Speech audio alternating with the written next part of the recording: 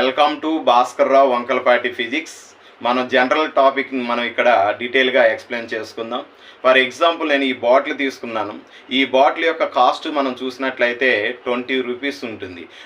దీంట్లో వాటర్తో ఫిల్అప్ అయింది కాబట్టి.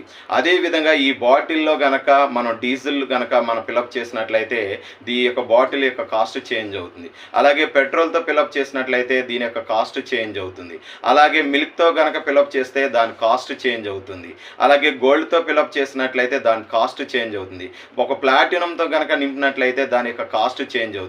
బట్ ఇక్కడ మనం క్లియర్గా అబ్జర్వేషన్ చేసి చూసినట్లయితే బాటిల్ అనేది కామన్గా ఉంది. ఈ బాటిల్లో ఉన్నటువంటి మ్యాటర్ మాత్రమే చేంజ్ అయ్యింది. అంటే ఇప్పుడు దీని యొక్క కాస్ట్ అనేది మ్యాటర్ మీద డిపెండ్ అయి ఉంది తప్ప బాటిల్ మీద డిపెండ్ అయి ఉందని మనం అనుకోవట్లేదు. అదేవిధంగా మన బాడీ మీద డిపెండ్ అవ్వదు.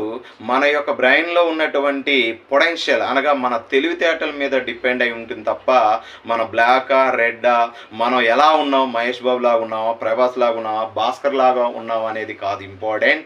మనలో ఉన్నటువంటి పొటెన్షియల్ మీద డిపెండ్ అయి ఉంటుంది. So all the best.